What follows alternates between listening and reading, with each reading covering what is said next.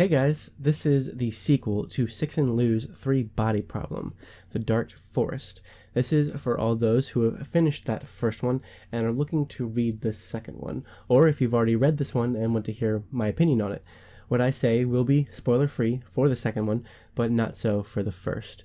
Apparently, this is fairly decisive in people's enjoyment of it, at least from what I've seen, in that some really like it and some had many problems with it, and especially with getting into it. For me, I love this book. I had an incredibly hard time putting it down, and as I mentioned in the review for Three Body Problem, this trilogy as a whole is just one of my new all-time favorites. Stick around for the chance to win a hardback copy of this for yourself. This is a story that stretches through centuries, but we begin, directly after the Three Body Problem, from the perspective of an insect looking up to see the conversation between Yi Wenji, now an old woman, and a man called Luo Ji, acquainted with Yi Wenji's deceased daughter, Yang Dong.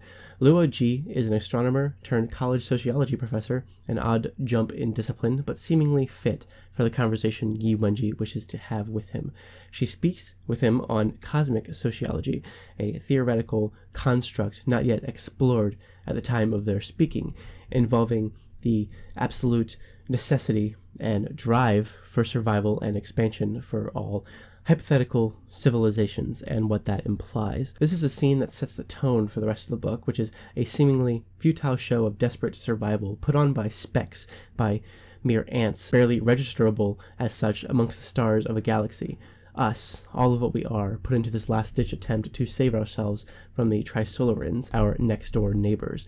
What we've learned of them, what they continuously learn from us, and what they've kept us from accomplishing has put us in a difficult place, to say the least. The sophons, those hardly conceivable particles that have been brought out of their quantum state, etched with incredibly high-functioning circuitry, then refolded back into subatomics, watch our every move all across the planet and put a stopper onto the progress we'd need to make a difference in our chances against the would-be alien invaders.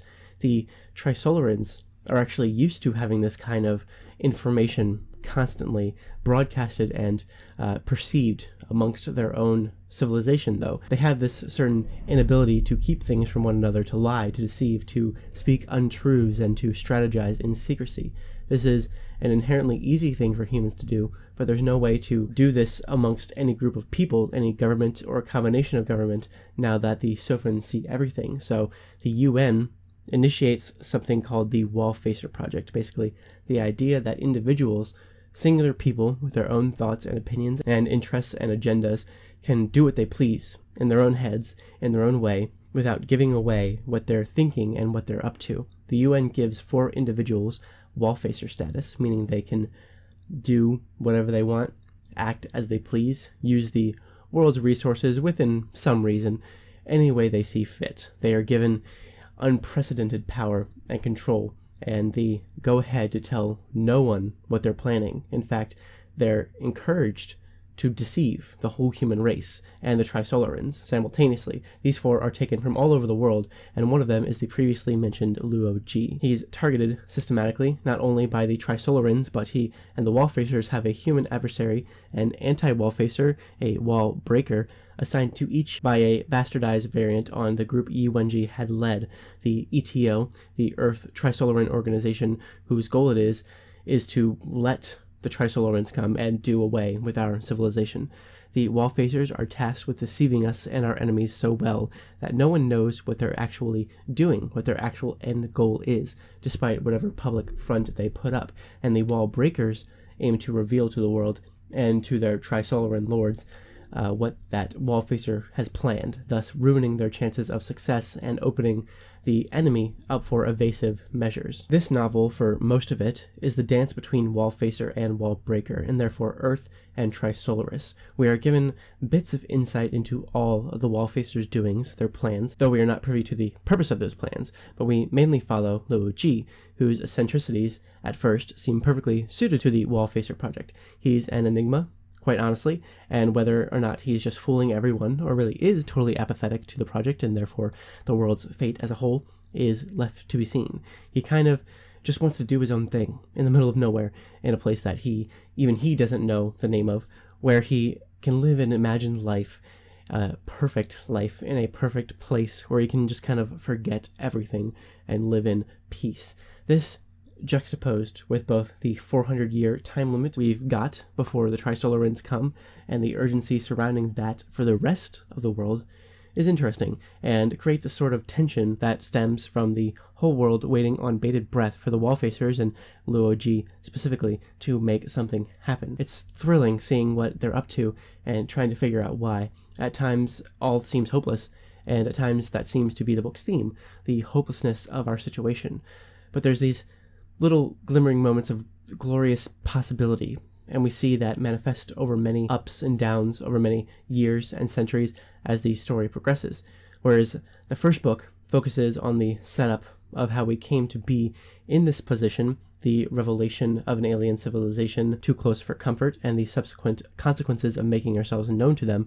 This is a book that focuses on our survival and brings to light our massive inadequacies when it comes to defending ourselves against this threat, and the extreme measures both civilizations, Earth, and Trisolarists must take to ensure the survival of their world and their race, because that is priority numero uno in this dark, endless abyss.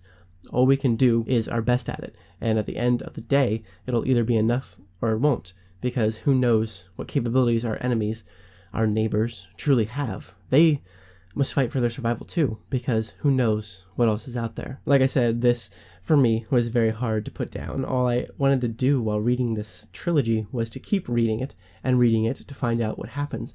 I felt constantly and consistently on the edge of my seat, waiting to see what we could possibly do to save ourselves. Like the first, this is a book that is absolutely filled to the brim with grand ideas. In fact, they get even bigger here, which is still my favorite thing about this. Things just build up one on top of the other, and yet there's no end in sight to the size of it. I loved to see all of these different schemes and concepts come together in ways that, at the end, converged into something both terrifying and deeply unsettling. I found myself thinking about the last bit of this book quite a lot, as it's seriously chilling and sobering, and really made me think on the Earth's place in this universe. So that aspect of it was just as strong or stronger than the first book, but to me, where this one in particular shines is the sense of character that first we seem to lack. Luo is a seriously flawed character and person brought to life by those flaws. He's at times a tad over the top in his ridiculousness and in the things he asks for as a wallfacer, but at the same time, he's hardly asking for anything in comparison to the other three.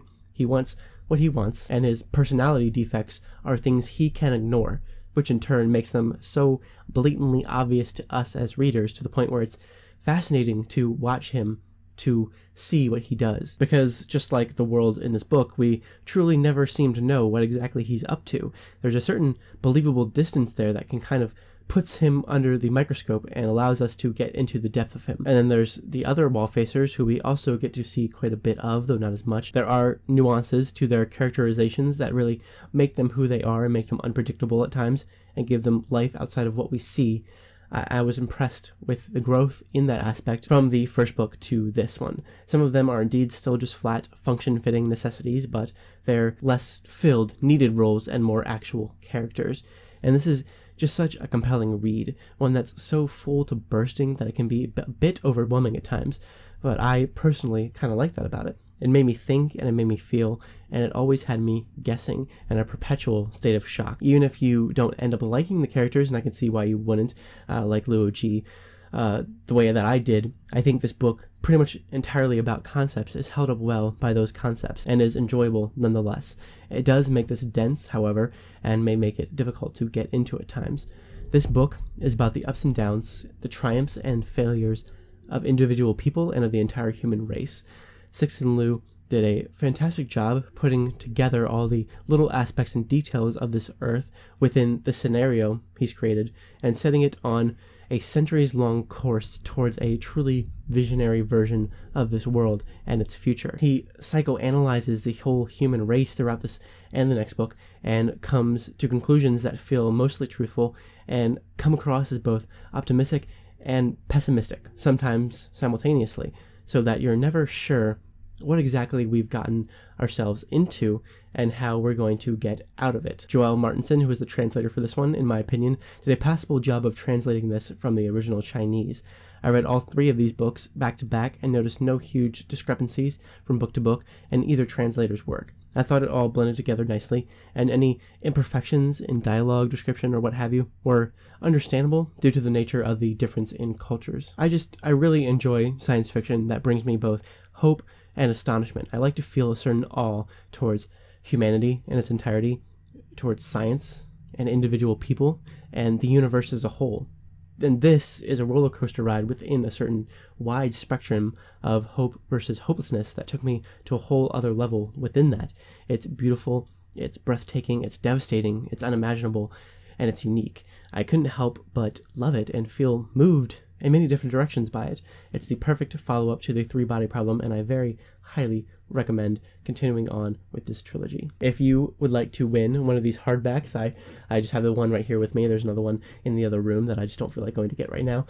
Just leave a comment below, like this video, and be subscribed to this channel. Everyone who comments will be entered regardless of where you are, unless you tell me you don't want to be entered. So if you want a hardback of this, definitely let me know. If you've already read the first one and you just want to keep continuing on with it and you haven't been able to yet, I would love for you to receive a copy. Or if you're just looking to collect the books right now to read them at a later date, that is fine too. Thank you guys so much for watching. I would love to hear any opposing thoughts to this book. I know there are quite a few, and I know there are a lot of people who like it like I do. I know there's a lot of ranging viewpoints on this one in particular. So thank you guys so much for watching. I would love to hear your thoughts on it, and I'll see you later with more.